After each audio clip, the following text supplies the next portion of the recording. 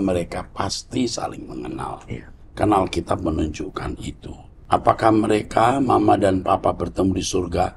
Pasti jika keduanya orang percaya. Mamamu didoakan mau, ini Iya. berarti ya memang orang yang percaya kepada Tuhan Yesus. Yang menentukan orang pulang ke surga itu Tuhan. Tapi puji Tuhan, diberi kesempatan untuk mendoakan orang yang ada di ujung maut. Kalau Tuhan memberikan dia panjang umur, buat dia bahagia. Kalau tidak,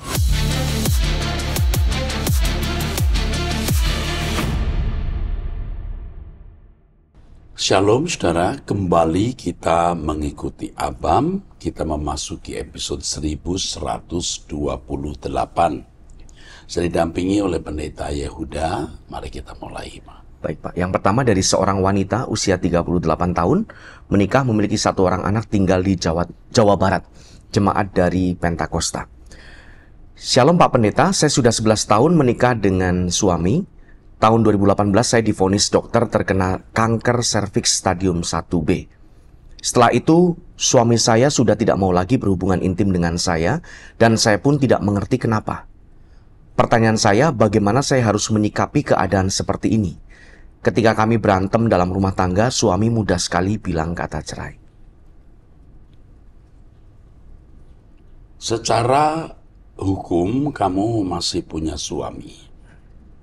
Tapi secara fakta atau secara de facto, kamu sebenarnya tidak punya suami. Atau suamimu tidak ada di tempatnya sebagai suami. Yang pertama, hatinya pasti sudah tidak ada pada kamu. Ya. Ia menolak berhubungan intim, ini sudah isyarat. Bukan hanya buruk, kalau saya isyarat jahat.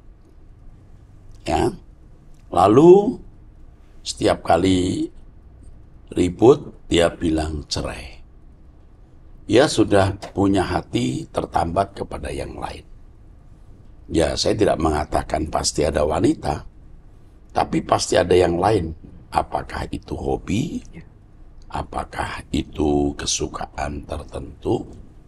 Tapi biasanya kalau laki-laki begini, ini wanita. Yang kamu lakukan adalah diam. Jangan menuduh ya. Saya kan hanya mengatakan biasanya ini ada beberapa faktor tadi. Tapi begini, kamu diam. Diam, jangan sampai ada berantem. Dan kamu jangan persoalkan yang dia menolak berhubungan intim itu. Kamu merawat diri ke dokter, berdoa supaya kamu sembuh. Tuhan membelas kasihani wanita seperti kamu. Kalau kamu minta kesembuhan, Tuhan memberi kesembuhan. Ya. Kamu sudah punya satu anak ya, kondisi terburuk kamu harus siap. Kamu kehilangan suami. Tapi kamu tidak kehilangan Tuhan. Ya, hidup ini tragis dan singkat. Kita persiapkan diri kita ke langit baru, bumi baru saja. Amin. Pertanyaan berikutnya dari seorang wanita usia 55 tahun, menikah memiliki 2 orang anak tinggal di Australia, jemaat gereja karismatik. Shalom Pak Pendeta Erastus, saya hanya mau bertanya bagaimana menjawab pertanyaan suami saya. Yaitu, kenapa Tuhan membiarkan terjadinya peperangan di Hiroshima yang menyebabkan orang tua dan anak kecil meninggal? Saya menjawab karena Tuhan memberi keputusan kepada setiap orang untuk berbuat baik atau jahat, dan mungkin di Hiroshima banyak orang jahat, makanya banyak yang meninggal. Tapi ada satu orang yang selamat karena ada di bawah tanah, dalam kurung di gedung Hiroshima saat terjadinya ledakan. Satu orang selamat karena sedang mengerjakan sesuatu di bawah gedung itu. Mungkin itu orang baik, makanya Tuhan melindungi. Saya potong dulu. Iya. Juga ada kisah seorang dokter yang diminta datang merawat seorang petani di luar kota. Iya.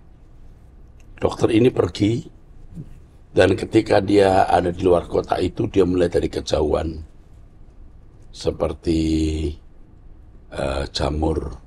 Oh ya. Ya. Dan itu ledakan Hiroshima, Nagasaki.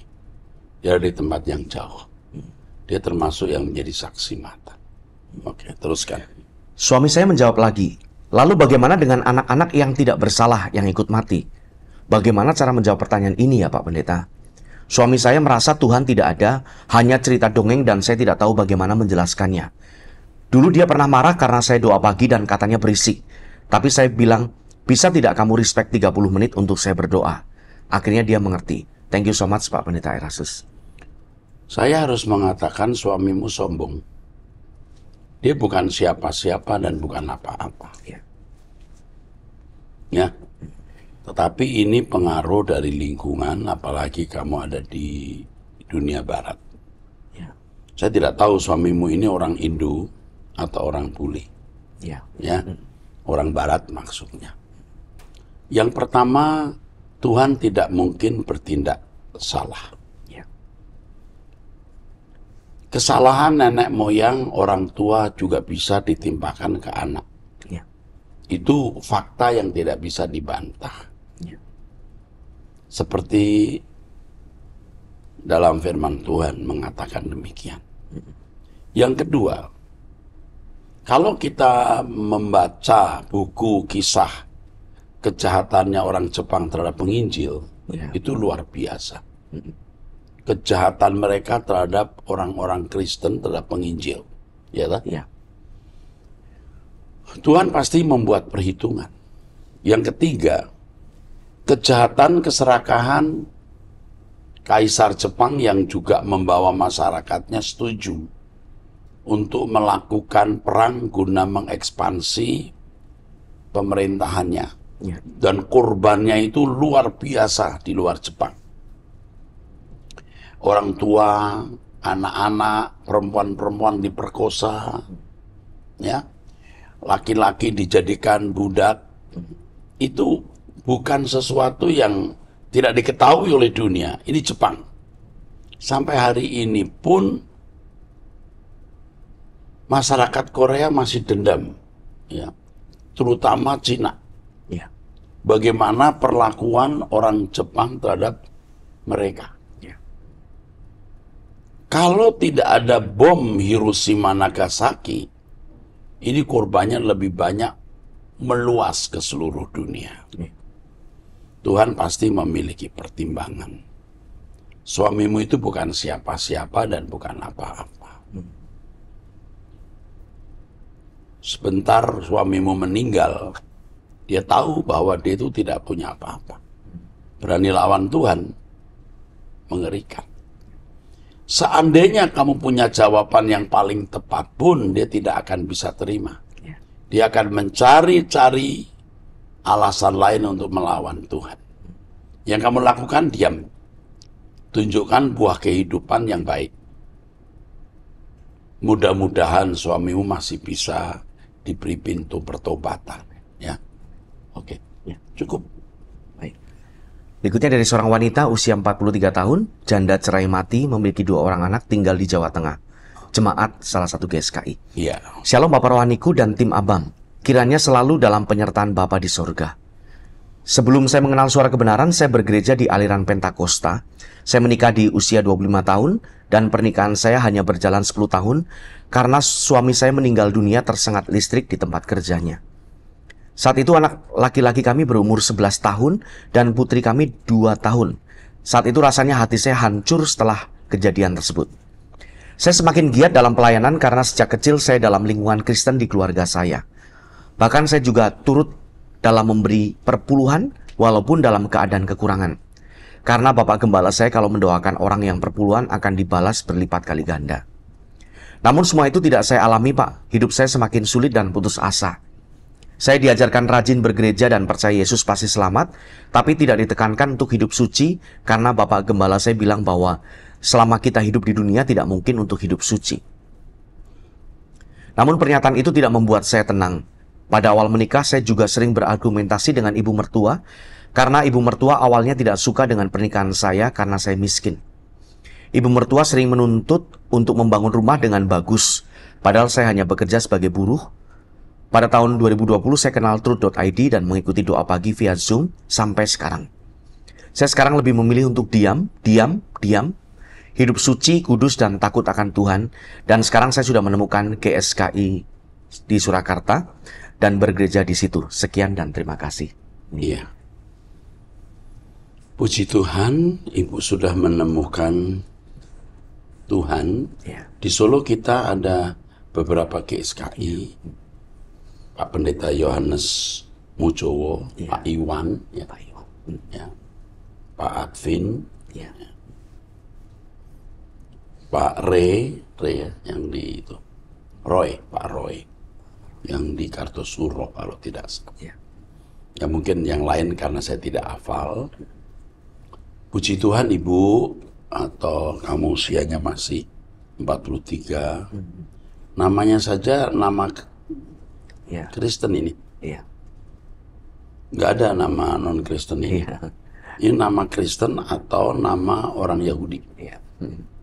Ya. Iya, Pak.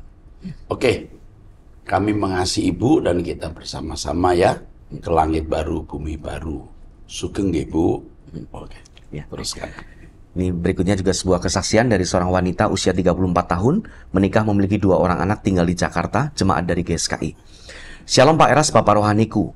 Kami sekeluarga setiap hari Minggu ibadah di GSKI Mall Arta Gading. Pada kesempatan ini saya ingin berterima kasih untuk Bapak dan tim Abam. 2 minggu yang lalu saya menghubungi Abam untuk minta dukungan doa buat papa saya yang kritis, dan pada saat itu tim Abam langsung menghubungi saya, minta alamat rumah sakit dan langsung datang.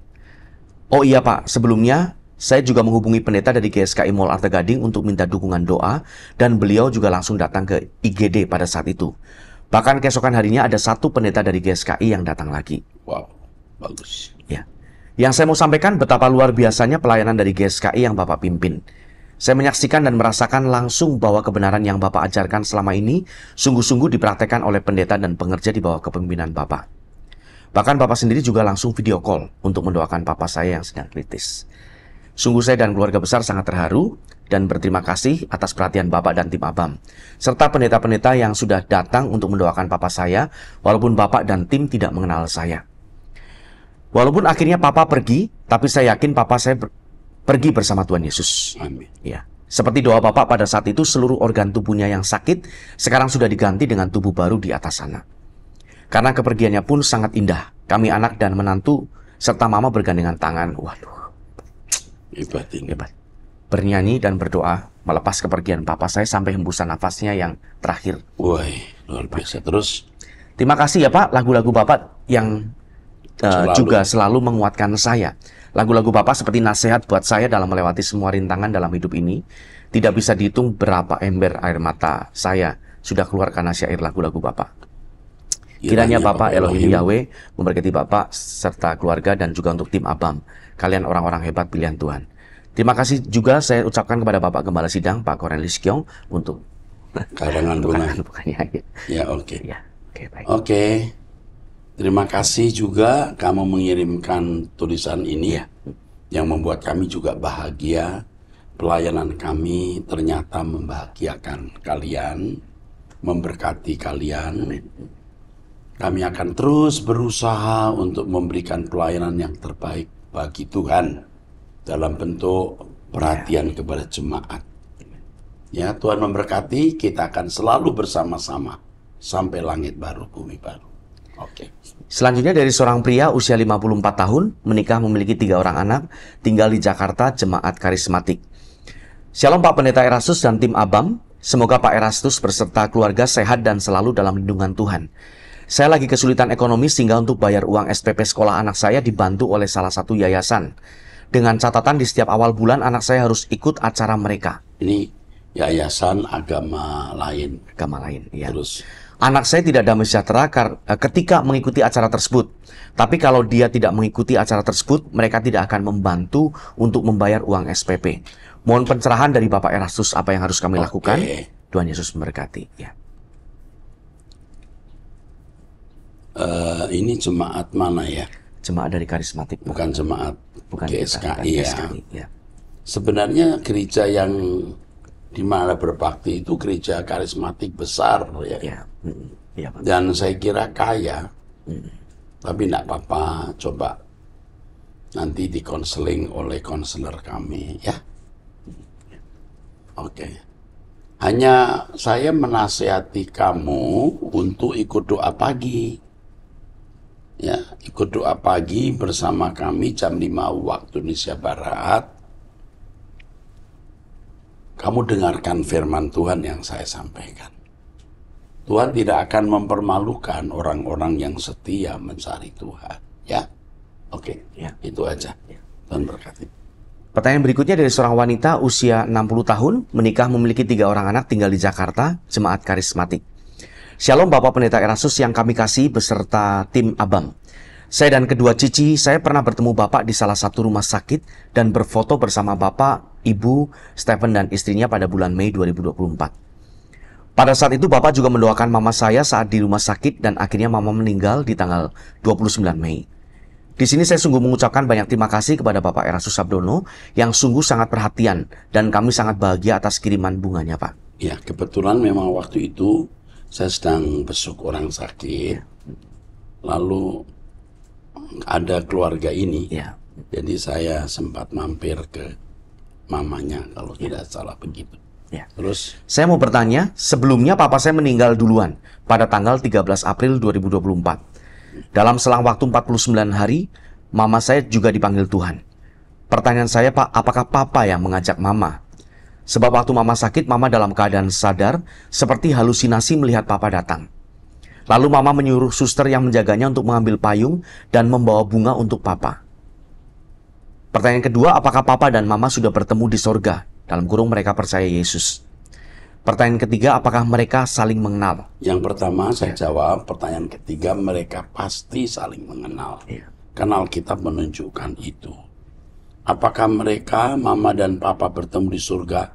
Pasti jika keduanya orang percaya kepada Tuhan Yesus dan sampai akhir hidupnya tetap percaya. Mamamu didoakan mau, ini berarti ya memang orang yang percaya kepada Tuhan Yesus.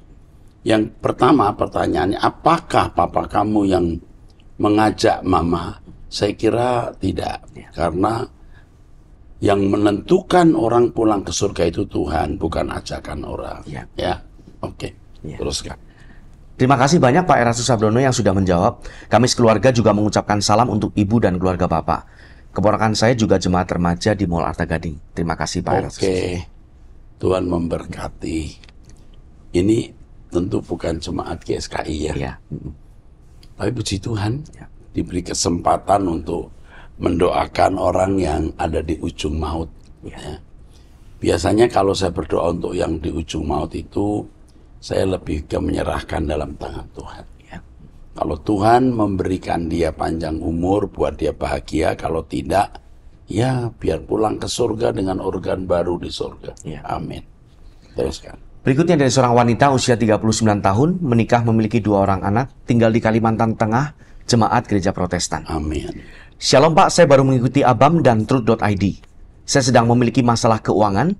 Saya tidak ada niat untuk tidak bertanggung jawab dan ingin cepat lepas. Namun untuk membayar bunga saja saya masih belum mampu, apalagi untuk membayar pokoknya. Akhirnya utang saya di mana-mana dan saya sempat mau menyerah saja. Akhirnya ada teman yang memberikan nomor salah satu pendeta GSKI dan saya menghubungi pendeta tersebut.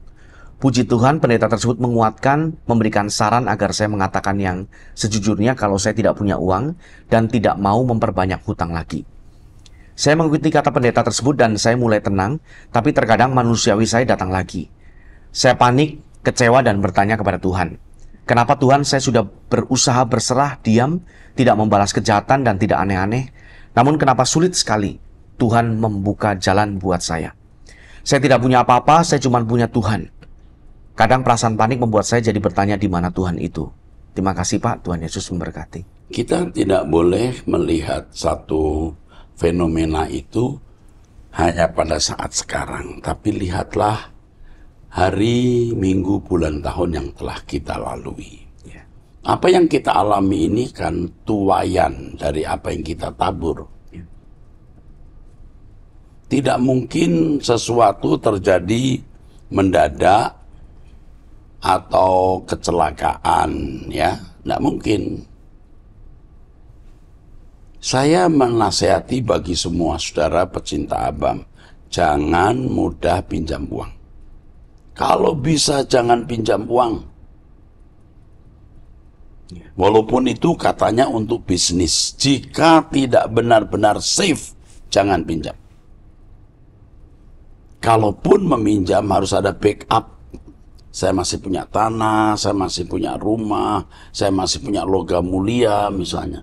Kalau tidak, itu langkah-langkah orang yang tidak bertanggung jawab. Masalah-masalah seperti ini tentu saya sudah alami. Seperti kesaksian saya beberapa waktu yang lalu, sampai saya gemetar-gemetar. Benar-benar gemetar. Malam hari, kalau bangun tidur tangan saya gemetar. Kalau mengingat hutang saya yang begitu besar. Tapi sejak itu saya berhati-hati. Walaupun di tahun berikutnya, ya karena namanya orang dagang ya saudara, saya juga terjebak lagi dalam kesulitan. Tapi saya bisa melewatinya. Ada jalan-jalan yang tidak kita duga dari Tuhan. Saya memiliki langkah-langkah yang hari ini saya ingat bagaimana saya bernazar. Ketika menghadapi masalah itu saya bernazar. Sebab pada dasarnya saya ingin melayani Tuhan. Jadi saya bernazar, tidak perlu saya ucapkan nazarnya. Pada akhirnya saya bisa menyelesaikannya. Anda pasti bisa. Lawan kesulitan dengan kesucian. Saya bisa menduga siapa pendeta di GSKI di tempat Anda ini. Coba nanti dihubungi, ya, saya kenal betul supaya memperhatikan Anda lebih lagi dan mengarahkannya. Ya. Usia Anda ini 39 masih muda. 39 tahun usiamu, menikah 2 anak. Suamimu kemana saya tidak tahu ini ya. Ini pasti bukan anggota GSKI. Ya. Gereja Protestan ya. Gereja Protestan Pak. Coba nanti diminta memperhatikan, di konseling, didampingi. Ya pasti Tuhan buka jalan ya. Kita mendampingi orang susah itu kehormatan. Jangan takut direpotkan orang dan dirugikan demi keselamatan orang. Ya, itu prinsip. Orang yang tidak mau direpotkan itu orang yang tidak akan bisa melayani Tuhan. Oke, saya kira cukup itu. Teruskan. Pertanyaan selanjutnya dari seorang wanita usia 42 tahun, menikah, memiliki 3 orang anak, tinggal di Papua, Jemaat Pentakosta. Shalom Bapak Pendeta yang sangat dikasihi oleh Allah Bapa di sorga. Pada Abam episode 1118 di menit terakhir, ada seorang bapak berusia 60 tahun yang bertanya, apakah bisa selain hamba Tuhan atau jemaat biasa menumpangkan tangan ketika berdoa kepada saudara yang sakit? Jawaban Bapak Pendeta saat itu, bisa saja kalau Tuhan gerakan karena tidak ada aturan untuk itu. Tetapi hati-hati kalau Anda ditumpangi tangan. Lihat dulu siapa yang menumpangi tangan. Saat mendengar Bapak mengatakan hal tersebut, saya teringat sekitar sebulan yang lalu, saya sakit dikarenakan infeksi saluran kantung kemih karena saya sering menahan buang air kecil kalau malam hari. Saat sakit itu saya tidak bisa berdiri normal, membungkuk, hanya bisa berjalan pelan dan tidak bisa duduk lama. Selama sakit saya tinggal di rumah mertua yang bersebelahan dengan rumah kami. Kedua mertua saya sudah meninggal dan tinggal kakak ipar perempuan sendirian di rumah itu dan suami saya bekerja di luar kota. Saat tinggal di rumah mertua, ketika sore hari ada seorang ibu mantan majelis di gereja kami datang untuk meminjam uang dari kas jemaat sebesar sejumlah sekian untuk membeli beras. Dalam kurung kakak ipar adalah bendahara umum gereja. Saat itu kakak ipar saya sedang keluar, jadi saya yang menerima ibu itu. Ibu itu mengatakan maksud kedatangannya, saya jadi iba dan berniat menolongnya. Dalam hati saya kalau hanya sejumlah sekian saya masih bisa bantu tanpa perlu dikembalikan. Tapi kemudian ibu itu tiba-tiba bertanya soal penyakit saya. Dan akhirnya saya menceritakan secara singkat. Saat saya bercerita kepada ibu tersebut, ada suara yang berkata, nanti ibu ini akan mendoakan kamu. Tapi hati saya langsung menolak karena saya teringat cerita tentang ibu itu yang suka memaki-maki dan cerewet. Saya berpikir bahwa tidak mungkin Tuhan mengurapi mulut ibu ini yang sering memaki orang lain. Memang benar akhirnya ibu itu meminta segelas air putih supaya dia mendoakan dan menyuruh saya meminumnya. Tapi saya menolak secara halus dengan berkata saya sudah minum obat dokter. Tidak puas dengan jawaban saya, ibu itu meminta selembar kertas untuk menulis doanya dan menyuruh saya menyimpan dalam dompet saya dan suami saya. Itu pun saya menolak kembali. Ibu itu terus memaksa saya, dia langsung berdiri lalu mendekati saya dan memegang tangan saya. Dia menyuruh saya untuk masuk kamar, berbaring, dan dia berdiri di samping tempat tidur. Lalu dia berdoa sambil menumpangkan tangannya ke atas kepala saya dan memegang bagian belakang saya yang sakit. Setelah itu dia keluar kamar dan kembali duduk di ruang tamu. Awalnya saya berniat baik memberi uang kepadanya untuk membeli beras, tapi setelah kejadian itu niat saya berubah. Jadi saya memberikan uang kepada ibu itu supaya dia segera pergi. Malam harinya saya ketindihan seperti ada makhluk hitam besar yang berusaha menarik kaki saya. Lalu saya bangun, berdoa, dan menengkingnya dalam nama Tuhan Yesus. Menurut Bapak Pendeta, suara yang memberitahu kalau ibu itu akan mendoakan saya, itu suara siapa ya Pak Pendeta? Saya tidak yakin kalau itu dari diri saya sendiri, apalagi dari Tuhan. Terima kasih atas jawabannya. Kalau ibu ini sampai minjem uang sejumlah, berapa ini? Cuma disebut aja nih. Nggak apa-apa Pak. Nggak apa-apa. Ya, sejumlah 200.000 rupiah. 200.000 untuk beli beras. Nggak mungkin dia hamba Tuhan yang baik lah. Ya. Hamba Tuhan yang baik itu lebih baik tidak makan daripada minjem uang. Ya. Pasti. Kalau karena uang 200.000 dia sampai datang ke jemaat, minta uang dari kas benda, itu bukan orang benar. Ya. Ya. Ini ibu pasti bersandiwara, dan dia pasti sudah banyak makan korban. Jadi ketika engkau mendengar suara ibu ini akan mendoakan kamu, itu rasanya lebih cenderung suara Tuhan. Dan kamu mesti menolak, tidak. Air putih tidak, itu tidak. Dibawa ke kamar kok mau loh, itu toh. Jangan sembarangan didoakan orang. Apalagi kau dengar cerita tentang ibu ini yang cerewet, betul nggak? Wah udah, setan yang ada di dalam kehidupan orang-orang cerewet yang suka maki-maki orang. Ya. Bayangkan didoakan orang model begitu, jadi apa kamu? Ya. Tapi ini pelajaran mahal. Kamu orang baik. Yang pertama kamu iba, yang kedua kamu tidak enak hati. Cara memberi ini salah. Lain waktu lebih baik kamu tidak memberi.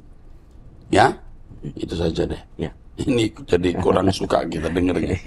Ini orang mengaku hamba Tuhan begini nih, tidak sedikit loh. Terutama ibu-ibu ya, ibu-ibu yang gagal menikah, disia-siakan oleh suami itu. Jadi kompensasinya jadi hamba Tuhan gitu.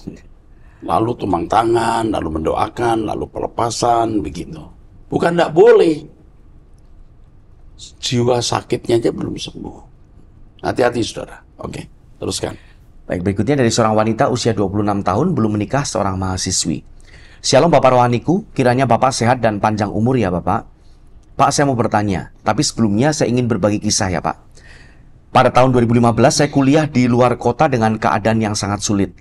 Suatu ketika saya arisan dengan teman-teman saya, hidup foya-foya dan melarikan uang mereka. Pada suatu ketika hidup saya terhimpit sekali dan menjadi kejaran orang. Saya akhirnya bertemu dengan seorang pria yang menolong hidup saya. Dia seorang tulang punggung keluarga. Kemudian kami berpacaran dan dia mengenalkan saya dengan keluarganya. Akan tetapi kami jatuh ke dalam dosa Pak, bahkan kami tinggal bersama. Kami memutuskan akan menikah dan berusaha untuk mengumpulkan biaya. Pada suatu saat dia sakit terkena gagal ginjal dan saya merawatnya. Berjalan waktu saya kecelakaan dan lumpuh. Pada suatu hari orang tua saya membawa saya ibadah dan puji Tuhan saya bisa berjalan saat itu juga. Keesokan harinya saya mendapat kabar bahwa pacar saya masuk ICU dan telah meninggal. Hati saya sangat hancur Pak dan merasa bersalah kepada orang tua saya. Karena gara-gara perbuatan saya akhirnya ibu saya mundur dari pelayanan. Dia pria ini kan juga tulang punggung keluarga. Iya. Jadi dia menghancurkan bukan hanya hidupnya, tapi juga keluarganya. Tapi karena gara-gara perbuatan saya kepada orang tua saya, mestinya juga merasa bersalah kepada orang tua pria itu. Terus banyak orang yang menghakimi ibu saya karena bercerai dan mengatakan itu buah dari masa lalu. Saya tidak tahu Pak bagaimana hidup saya ke depannya. Saat ini keponakan perempuan dari pacar saya sering menghubungi saya karena dia sudah dibuang dari keluarganya dan menghidupi dirinya sendiri dengan cara yang tidak benar. Saya senang sekali memberi dan ingin sekali membantunya, tapi saat ini saya masih menyelesaikan kuliah saya yang sudah tahap akhir. Tolong bantu saya dalam doa Pak, Tuhan Yesus beserta. Kamu itu sebenarnya dasarnya orang baik. Ya. Rajin bekerja, giat dan cerdas. Tapi kamu sering terpenjara oleh keinginan sesaat. Dan ini yang membuat kamu mengambil keputusan-keputusan konyol. Kamu kalau masih kuliah hari ini, dan kamu sudah disembuhkan Tuhan, itu anugerah. Ya. Kalau kamu masih nakal, kamu bukan hanya tidak bisa bangun lagi, kamu masuk neraka. Ya. Ya. Mungkin juga gen orang tuamu terwariskan dalam diri kamu. Tapi kamu bisa mengalahkan warisan gen yang buruk itu dengan belajar dari Tuhan. Doa pagi setiap hari dengan saya, ikuti true.id, doa puasa, kamu akan dimerdekakan dari karakter burukmu. Lalu mengenai ponakan perempuan dari pacar kamu yang menghubungi kamu, karena dia sudah dibuang dari keluarganya, kamu harus tanya Tuhan baik-baik. Karena dia menghidupi dirinya dengan cara yang tidak benar. Tidak benar di sini apa? Jual diri, nipu sana nipu sini atau apa? Ya. Kamu sendiri belum bisa tegak berdiri. Kamu harus berani menolak dan berkata tidak, aku tidak bisa tolong kamu. Atau minta hikmat Tuhan bagaimana mengarahkan dia supaya dia juga tidak binasa. Ya, saya kira cukup itu. Ya. Sampai bertemu saudara di episode yang akan datang. Tuhan memberkati.